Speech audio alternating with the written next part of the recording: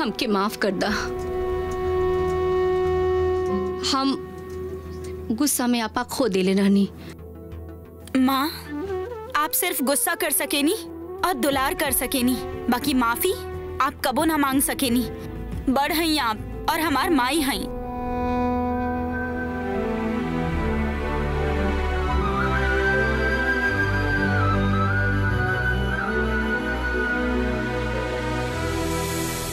और वैसे भी हम माने नहीं कि जे होखेला अच्छा खातिर होखेला। भगवान जे भी करेलन कुछ न कुछ सिखावे खातिर करेलन। और तू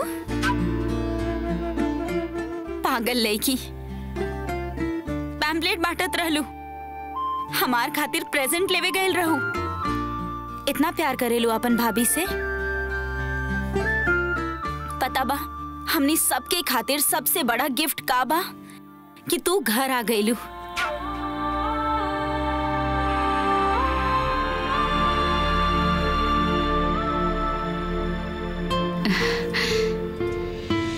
के कहिला कि नंदा भाभी एक घर में प्यार से न रह सकेली। अरे हमका काहे अकेला छोड़ देलू, हमके भी अपन ग्रुप में ले ली ना। ई ग्रुप के का, तू तई घर के जान बाड़ा।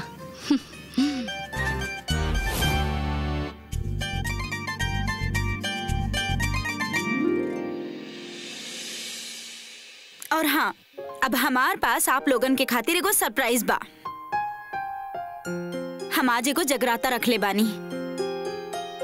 हम अखंड जोत जलत ना रख पाईनी और माँ के मन्नत अधूरा रह गईल हमार वजह से, ओकर भरपाई खातिर हम ही जगराता रख ले बानी। भजन कीर्तन और भोग प्रसाद। ये तो बहुत ही अच्छा बात बा महक। जय हो माता रानी के। चला जैसे भी सही, लेकिन सारा परिवार खुशी खुशी एक साथ आ गई। हाँ, थैंक्स भाभी। अच्छा भाभी, का हम हैप्पी होम से कुछ अंकल आंटी के साथ सूरज के भी बुला सके नी? बिल्कुल बुलाला, ये तो बहुत अच्छा बात बा। लेकिन सूरज के बुलावे के का जरूरत है? ओकरा में का बहेल? हैप्पी होम के तो पार्ट ही ना बा सूरज भी।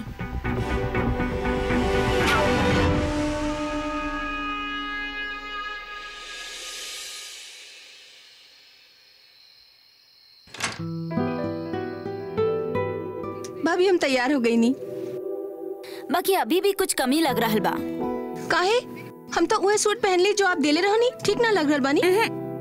सूट तो अच्छा बा, बाकी कुछ कमी बा। कमी? हाँ, बाल खराब लग रहा बा। चल के देखा। कहाँ भाभी? भाभी ई कहा? ई काहे? ई तो बहुत एक्सपेंसिव है। भाभी का जरूरत बा? ना जरूरत बा। जगराता खातिर तरह स्पेशल दिखल बहुत जरूरी बा। अब देखा कितना प्रीटी लग रहा बाड़ू। माँ देखी ना भाभी कितना एक्सपेंसिव नेकलेस देली है। एकरा का जरूरत बा? त का हो गई? भाभी है तोहार। देखा हमू तो के सजावे खातिर कुछ लाइल रहनी। माँ ये अच्छा लग रहा बा ना? अच्छा, बहुत अच्छा लग रहा है। पर महक है ना, ये हमरा से भी ज्यादा लोग के ख्याल रखे वाली है। वैसे भी घर के शांता बहू बेटी से ही होला ना। माँ हमनी तो तैयार हो गईली, आप पहले जाके तैयार हुई। आपके बिना हमनी वहाँ पर अधूरा लगब। अंजलि जल्दी तैयार हो जा। जी भाभी।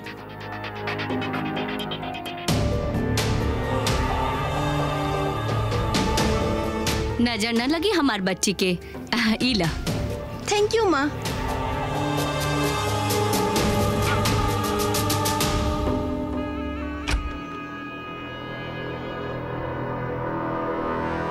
मौसी ये अंजलि के हाथों चढ़ावा करब। ठीक है बहू। ला पंडित जी भी आ गई ले।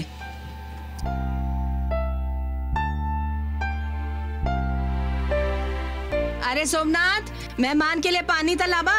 मौसी सारा गेस्ट आ गए, हम रिसीव करे जाता नहीं। डॉली सब तैयारी हो गई ना? हाँ जी, यहाँ तो सब तैयारी पूरा बा।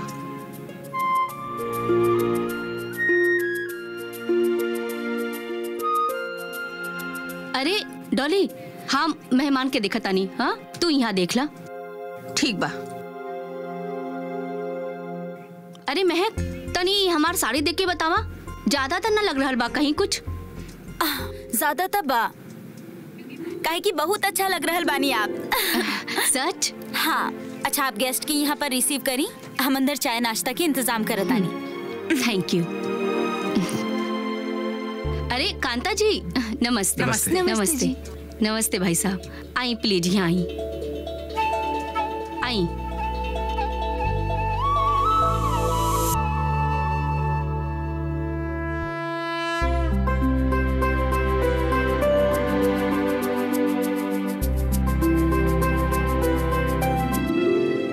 रवि जी नहीं खियाई? रवि घर पर बा, पापा जी की देखभाल के ले। महक बतैले कि आप लोग अमेरिका जा रहा नहीं? हाँ हाँ, मोहित की नौकरी है ना वहाँ पर। कहलस बाद में वक्त मिली ना मिली तो अभी घूम ली। आप लोग चल जाइबा ता परिवार अधूरा सा हो जाई। आप कौन सा हमेशा के ले जा रहा है? आ जाएंगे कुछ दिन के बाद बा बस। महक कहाँ है? महक किचन में है। हम जाके तनी ओकर मदद करत आनी। जी बैठी।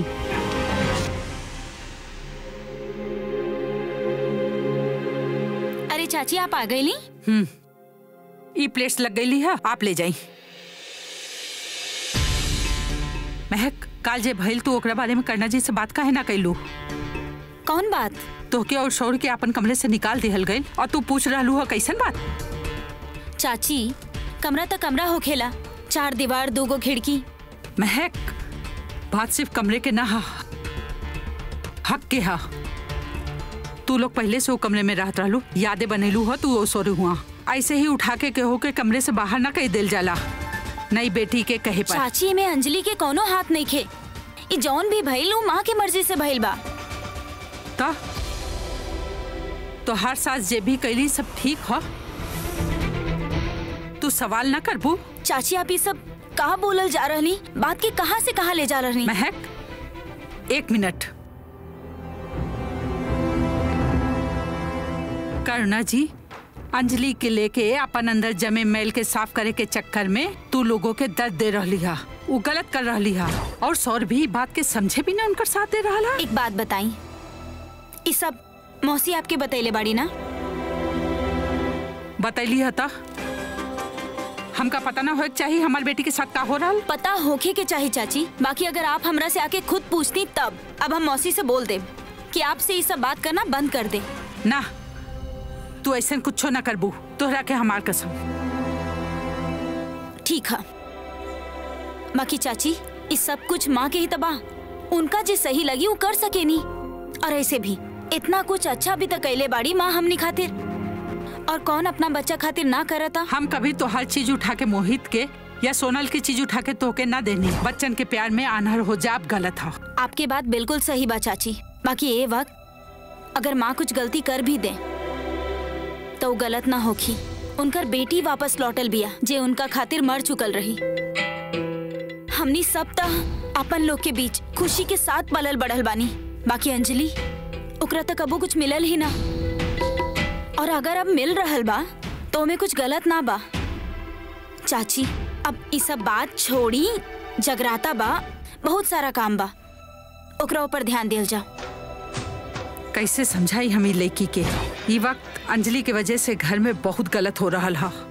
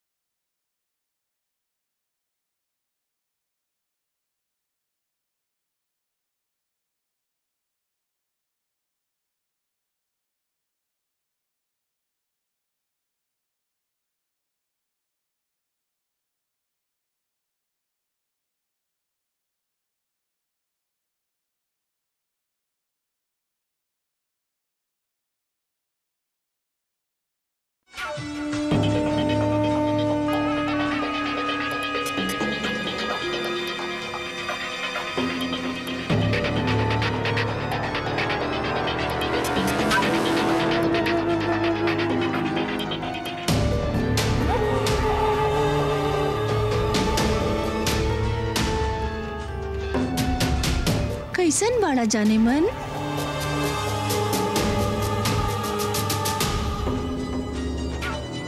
बेबी तो के देख के ना हमके भी कंट्रोल ना होला।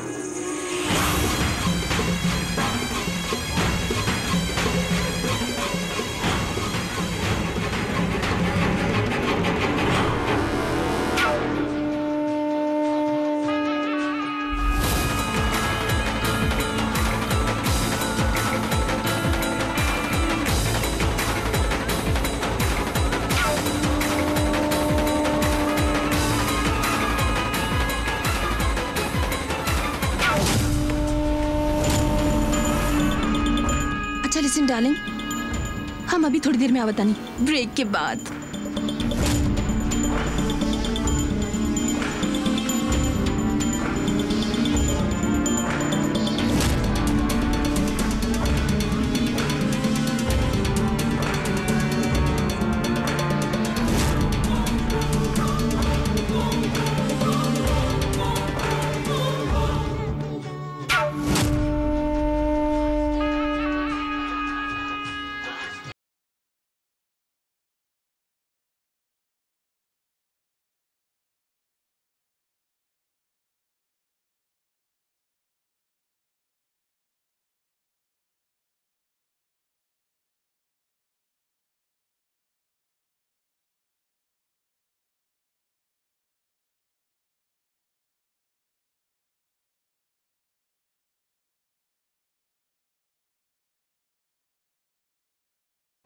पहले तो कबो ना देखनी हो के आप लोग जाने ले का लागता ऊ लोग के बहुत करीब हा। हम ता यहाँ तक सुन ली हाँ कि नाजायज बेटी हा करुणा जी के पहले ना डांस बार में काम करत रही। ऐसन लड़की के पूजा में आई घोर पाप हा। छी छी छी छी।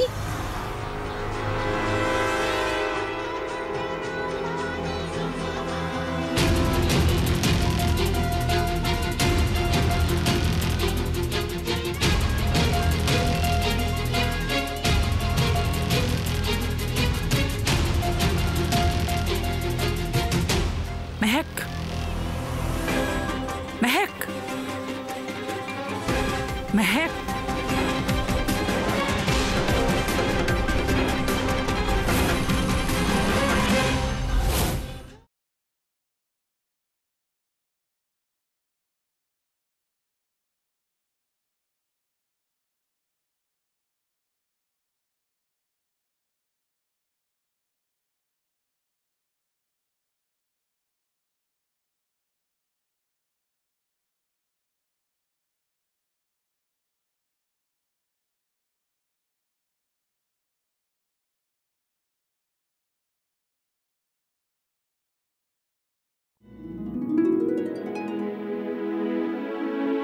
बोला साचे दरबार के जय।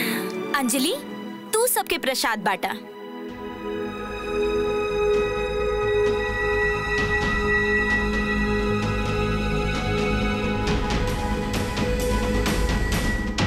आंटी जी प्रसाद। अरे ना चाहिए हमके। आंटी जी कहानी ना चाहिए। आंटी जी आप प्रसाद काहे ना लेता नहीं? ना चाहिए प्रसाद। माफ कहिया महक बेटा, हमके डांस बार वाली के प्रसाद खाके कौन सा पुण्य मिली?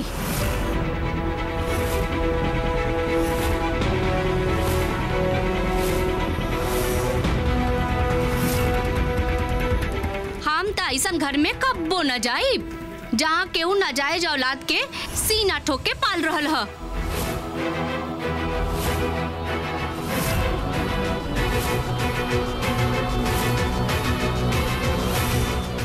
आप बड़का घर वाला रईस हैं त एकर मतलब ई ना हा कि आप जे करब वो सही होई। देखा जी, अगर हमार सोसाइटी में बैठे के हा तो आपके ई बात समझे के पड़ी कि हम ई लड़की के कब्बो एक्सेप्ट ना करब। बिना शादी के जन्मल हई नजाज कहेला एक के लोग, और हम ऐसा लोगन के साथ मिक्स ना होए के चाहे नी। प्लीज प्लीज हमारा अंजलि के खिलाफ सब मत बोली। राम राम, पाप के पैदाइश के नुमाइश वो भगवान के काम में। छी छी छी। I'm sorry।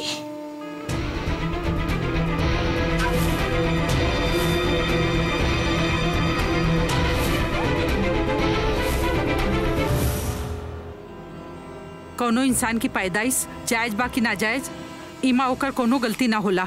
देखी, हर बेटी के मान सम्मान देवे के समाज के हर औरत के जिम्मेदारी बा, तब ही तो हालात बदली। अजी हाँ, अब आपके कहे से हम डांस बार वाली लोग के सम्मान दिए लगव का? सॉरी, कंट्रोल, सॉरी, हम देखा तानी। कमी हमनी सब में हो खेला। कोनो भी ये दुनिया में दूध के धुला ना होला। बाकी कुछ लोग अपन कमी के छुपावेलन और कुछ सबके सामने बयां कर देवेलन। और वो खाली इसलिए करेलन काहे कि वो अपन अंदर के कमी के सही करे चाहेलन, सुधारे चाहेलन। बाकी आप लोग ऊ लोग में से हई जे अपन कमी के छुपावत आइल बड़े। अच्छा, तू ई कहे के चाहेलू कि हम सब के नाजायज बच्चा हाँ, और हमने डांस बार में डांस करके आवे नहीं कहा। जी नहीं, हम बस यही कहे चाहतानी कि कीचड़ उछाले से हर तरफ सिर्फ गंदगी ही फैली। अगर समाज के सफाई चाहतानी ना आप लोग, तो एक दूसरा पर कीचड़ उछालल बंद करी और दोसर के परेशानी के समझल शुरू करी। गोल गोल बात करके मुद्दा से मत भटकावा महक। ये हकीकत है कि लड़की नाजायज है। जौन माता के जगराता में आप लोग आइल बानी ना, वो अपन भक्त लोग के ऊपर भेदभाव ना करेलन। उनका खातिर अच्छा बुरा सब बराबर बा। उनका खातिर ना अंजलि उतना ही साफ बड़ी जितना आप लोग। का आपके पता बा कौन तरह वो अनाथ हाले गए बाड़ी ना?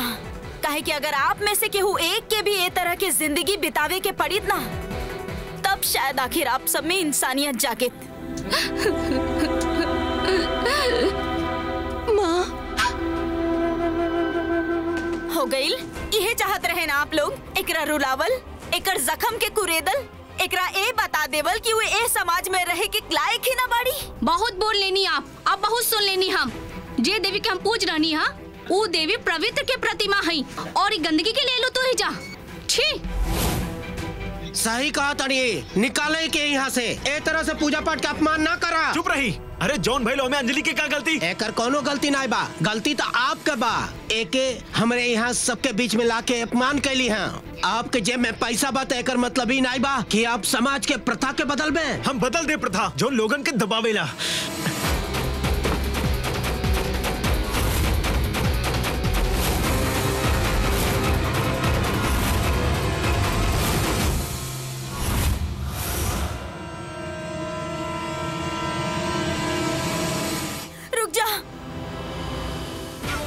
I'm sorry भाई, सॉरी भाभी, ये सब हमार वजह से हो रहा बा। हमके पता रहे कि हमके ये सोसाइटी एक्सेप्ट ना करी। हमके यहाँ आए के ना चाहत रहे। हम ये घर और आपके परिवार के लायक ही ना है। I'm sorry माँ, हमार वजह से आपके इतना अपमान भइला। हमके यहाँ कबो आवे के ना चाहत रहे। सब हमार गलती है। सॉरी अंजलि, प्लीज ऐसा मत कहा। ना भाभी, आप हमरा ले लड़े के बंद कर दी प्लीज। चुप रही अंजलि, गलती इनकर हा तो हार नहीं। माँ काहे रोवा ताड़ू?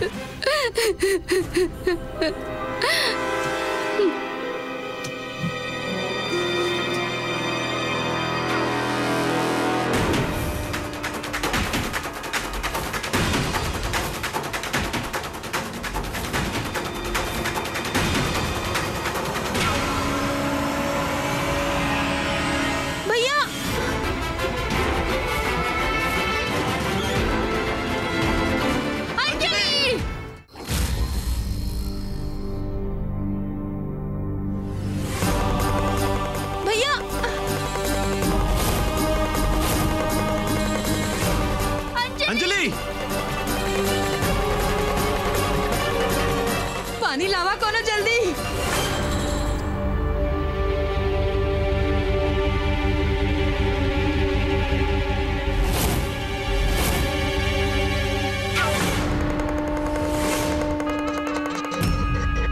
रिलैक्स बेटा, इट्स ओके, सब ठीक है।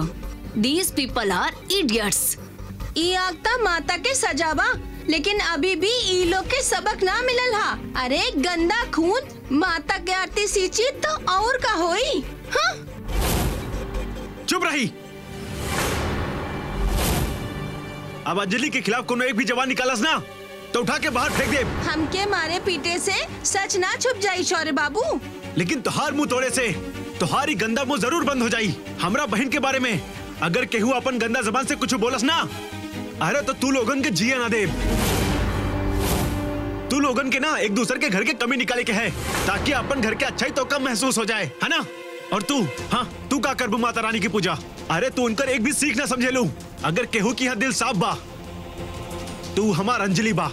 तोहरा में से कौनो भी समाज के ठेकेदार दूध के धुलाने के बा, समझला? इस और खन्ना के बहन अंजलि बिया। अगर एकरा से कोनो के प्रॉब्लम हा तो हमका ओकरा से प्रॉब्लम हुई, लेकिन आज के बाद कौनो भी हमार बहन के खिलाफ गंदा शब्द निकालस, ऐसा हाल करब ना तो अपन मुंह और ना ही गंदा मुंह जहर उगले खातिर खोल पोबे, और ना ही खाना उगले खातिर। सब लोग यहाँ से बाहर निकल जाई। अभी घर के 100 मीटर के दायरा में अपन गंदा शकल ना दिखाई ले। चला जी चला। हम तोहार धमकी से डरे वाला ना हई। हमके ई लड़की के अपन समाज के हिस्सा कबो ना बनाए, समझे? करला जे तुमको करे के बा। अरे निकला यहाँ से।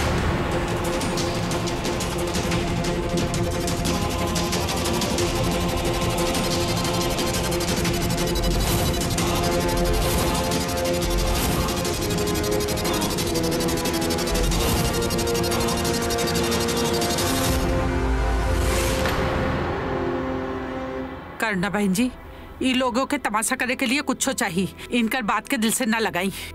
आप अपन और अंजलि के ध्यान रखी, हम चले तानी। अंजलि बेटा, ये छोट सोच वाले लोग हैं, इनकर बात पर ध्यान मत दिहा।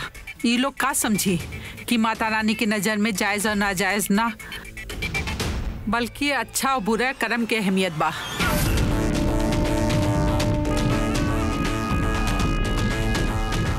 बेटा तू आपन खून मत जलावा।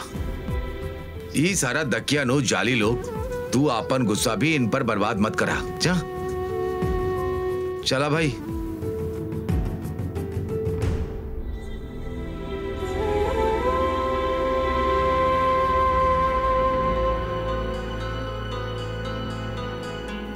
अच्छा भाई, ध्यान रखिए आपन। हाँ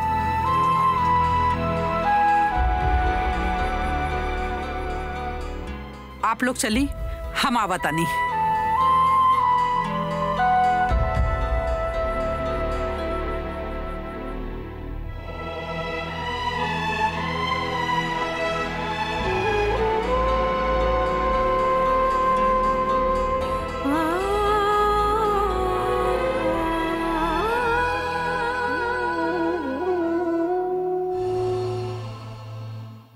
अरे बेटा, तो हाथ तो जल गई ह। हम दवा लेके आवत आनी।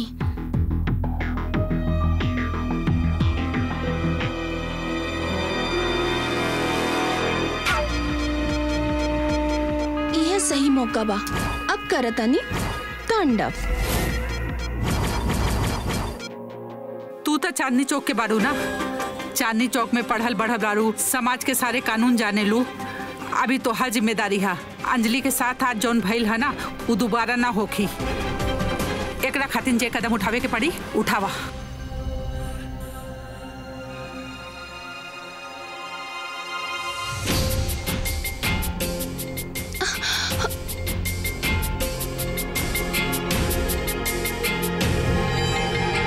माँ, ये जे लोग आयल रहे, इनका कैसे पता चलल हमरा बारे में? और ना ही हमरा लाइफ के बारे में कुछ सोशल मीडिया पर बा। तो फिर ये सब कैसे भइल? घर वाला तो कबो ऐसन हरकत ना करिया। आई नो हम समाज के मुंह तो ना बंद करवा सके नी ना चाची। अब आप ही कोई रास्ता निकाली। ऐसन का करें कि अंजलि के ये सब ना सहे के पड़े। देखा, अंजलि के जिंदगी के सच्चाई तो बहुत कड़वा हा। ई तो तू हो जाने लू ना चाची। हम में से केहू ये हरकत कर ही न सकेला। ये बात तो बहुत अच्छा से जाने लू। हम सब तो हर अपना है, भला हम तो के काहे दुख पहुंचाई? माँ, हमनी के अलावा सिर्फ भाभी के घर वाला के ये बात पता बा। इंसान के बीतल कल पर ओकर कोई बस ना होला, लेकिन आवे वाले कल पर हा। तू कुछ ऐसा करा कि अंजलि के खुद मान सम्मान मिल जाए समाज में। देखा, तू ओकर लड़ाई लड़े के ले हमेशा ओकरे साथ ना रहबू। तो अगर कुछ करे के हा तो अंजलि के इस काबिल बनावा कि वो अपन लड़ाई खुद लड़ सके, सर उठा के। माँ प्लीज, माँ हम केकरो पर ऐसे इल्जाम ना लगा सके नहीं। लेकिन बात करे में हर जी कहा अंजलि। माँ अगर आप जाके पूछब तो बात और बढ़ जाई। प्लीज ऐसे कुछ ना करी जिससे बात और बढ़ जाए, मनमुटाव या फिर कुछ और दुश्वारी होगी। प्लीज माँ कुछ मत करी।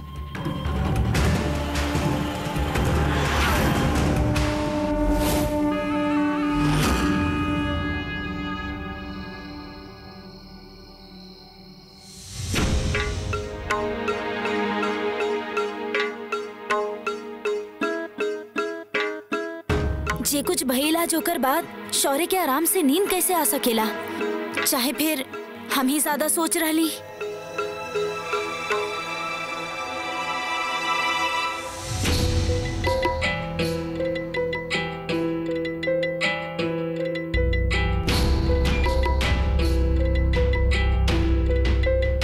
इत चैन की नींद सुतल बा और हम यहाँ आंख बिना झपका पा रहल बानी।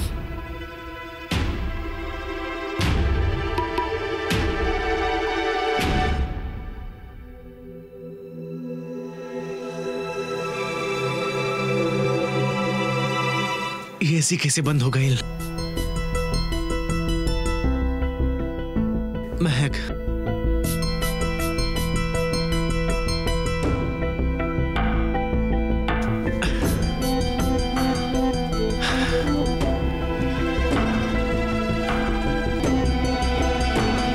तू अभी तक ना सो लू?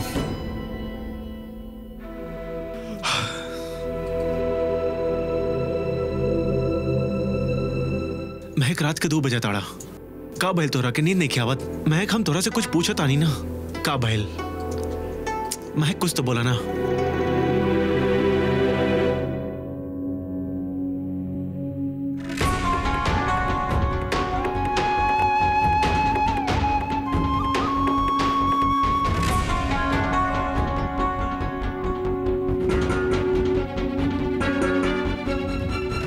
इला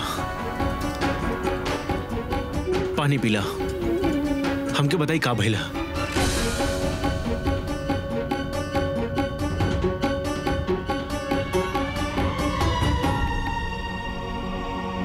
हमके मालूम बा कि तू अंजलि के बारे में सोच रहा बिया। शौर्य हम सोच रहनी कि ऐसा हमने का करे अंजलि खातिर की ओकरा ये सब दोबारा फेस ना करे के पड़े। ऐसा का कर सके नहीं हमने अंजलि खातिर की ओकरा फिर से ये जमाना के ताना ना सुने के पड़े। हम जाने नहीं कि तू ओकर प्रॉब्लम सॉल्व करे खातिर हमेशा बड़ा और ओकर ख्याल रखे में कोनो कसर ना छोड़बा। बाकी चाची भी सही बाड़ी ना, हमेशा ना रहब ना हमने ओकरा प्रोटेक्ट करे खातिर। कुछ तो सोचे के पड़ी। शौर्य, हमरा पास एगो आइडिया बा। बेबी मन नहीं के भरल हमार, एगो पिक्चर तनी और भेजा। ओके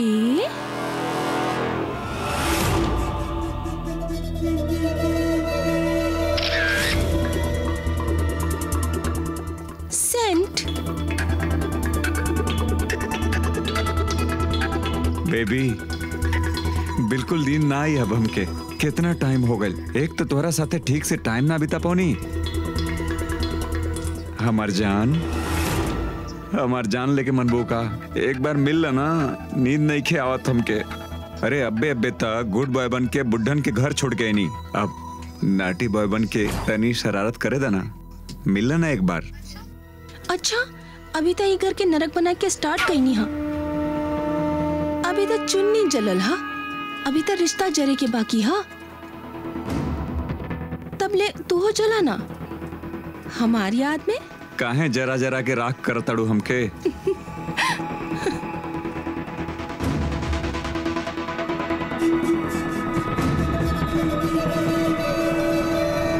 हमार जान अभी हम ना मिल सके नहीं, क्योंकि अभी हम मिली तो हमार सीक्रेट पकड़ा जाए। अभी हमके बहुत सारा काम करे के बाकी बा। भाई और भाभी के बीच में फूट डाले के बा।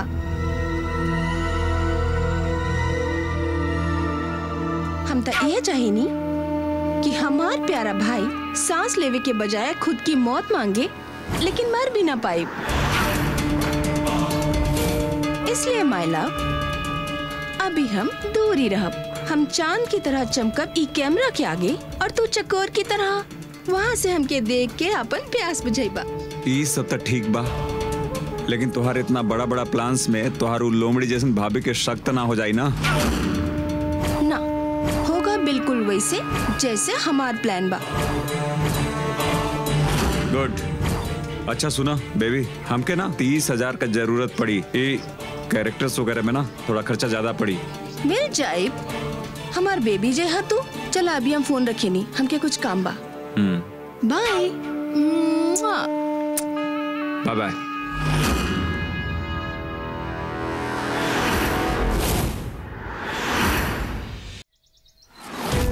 देखा शौर्य, सबके सामने बात मत करिया, ना तो बहुत प्रॉब्लम हो जाए। तू काहे बात ना करत ताड़ू महक? शौर्य, हम बात ना करब, अर्थ के अनर्थ हो जाए तो।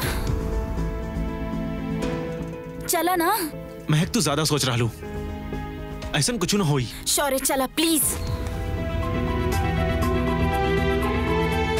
शौर्य वही तू बात करा, हम ना करब। तू ही बात करिया, हम ना कुछ करे वाली। Anjali good morning. Good morning भैया। गुड मॉर्निंग भाभी। यहाँ बैठा। अरे वाह, क्या बात है, आज इतना जल्दी पूजा कैसे हो गई?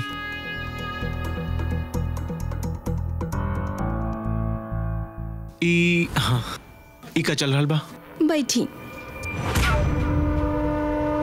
आपके लिए कुछ हाँ हमरा पास।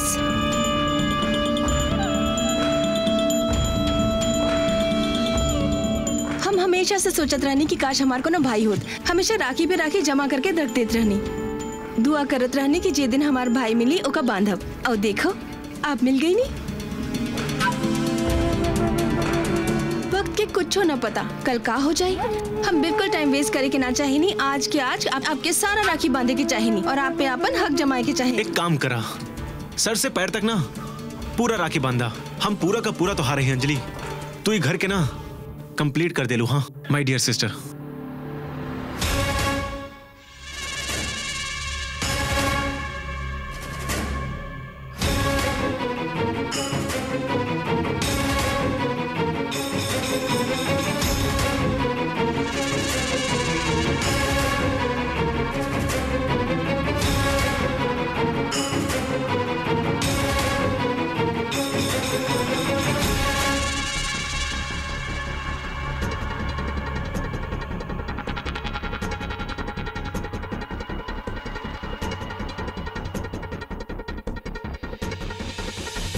भाई जैसे कल आप दुनिया के सामने हमरा खातिर खड़ा रहनी, प्लीज हमेशा वैसे ही खड़ा रहो। शौर्य, ये तोहार खातिर, तोहार भाई के तरफ से, तोहार भाई तोहार खातिर हमेशा खड़ा रही। ये कहे के भी जरूरत हा का? भाई हा हमेशा अंजलि के साथ खड़ा रही, चाहे दुनिया कितना भी खिलाफ हो जाए। ई तोहरा खातिर हमरी तरफ से। एकरा कोनो जरूरत ना बा भैया।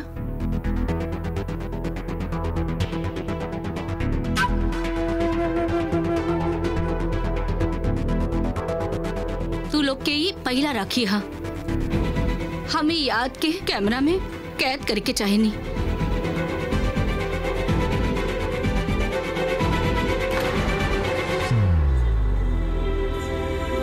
ओ अंजलि की भाभी, कहाँ चल देलू तू? भाई बहन के मोमेंट बा।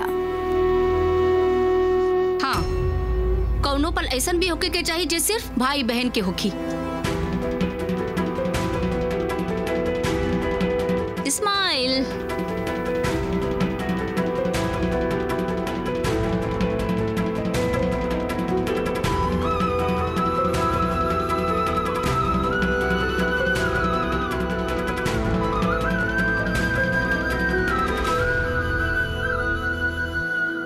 जीजी की आंख पे तो माना पर्दा पड़ गई है। कैसन सौतेला व्यवहार कर रहनी है महक के साथे।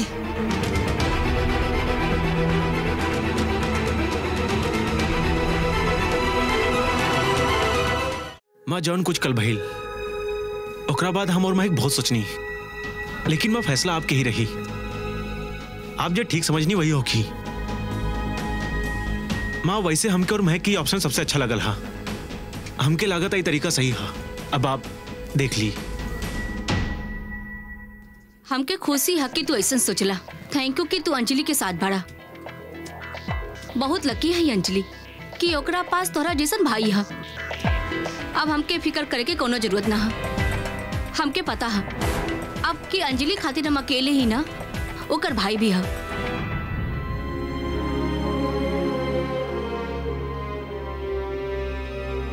माँ सिर्फ हम नहीं, महक भी है। इनफैक्ट ये आइडिया महक के ही है। वही हमके कहानी कि चल के बात करी आपसे, लेकिन हम कहानी की दोनों चल के बात करब ना, तो वो कहानी की हम अंजलि के भाई है, ये घर के बड़ा है, तो हम ही जाके बात करी आपसे। ठीक है, तू मिस्टर खुराना से बात करा, हम अंजलि की खुशखबरी दे के आवतानी। ठीक बा।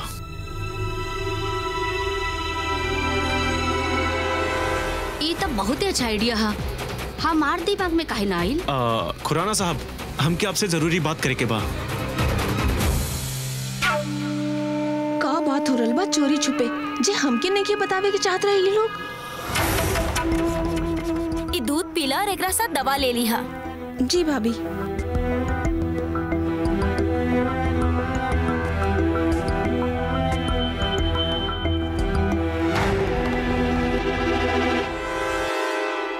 महक, खुराना साहब मान गए ले।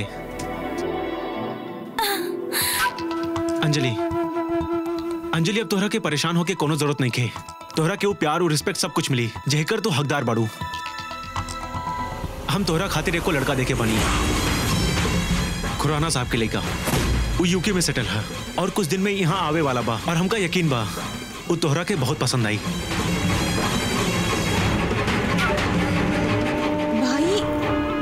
हमरा ले रिश्ता? हाँ, बहुत अच्छा रिश्ता है। अंजलि, जे खुशी अपन परिवार दे सकेला ना, वो और कौनो ना दे सकेला। माँ बाप, भाई भाभी सब ठीक है, लेकिन एगो लड़की खातिर ओकर पति ओकर परिवार पूरा करेला, और एगो पति का दुनिया ना एगो प्यार करे वाली पत्नी से ही पूरा होला। हम जाना तानी शादी कह के तू हम सबसे बहुत दूर चल जाइबू, लेकिन हम चाहता नहीं जे ही पल बना हम लोग सब खुशी से जिली। हम वादा करता नहीं हम सब वहां भी आके तो से मिलत रहब, है ना माँ? हाँ।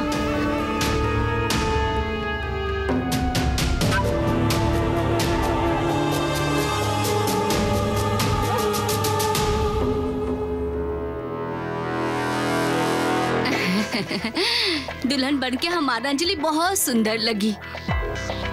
माँ, आप कितना लकी बानी, आपके बेटी की शादी हो रहल बा। अंजलि, एक मिनट। अंजलि, ये देखा बेटा, कितना सुंदर लग रहा है तू। तो ई मंथन चलत रही हमके रास्ता से हटावे के लिए हमार शादी करके यूके भेजने के प्लान है महक भाभी के।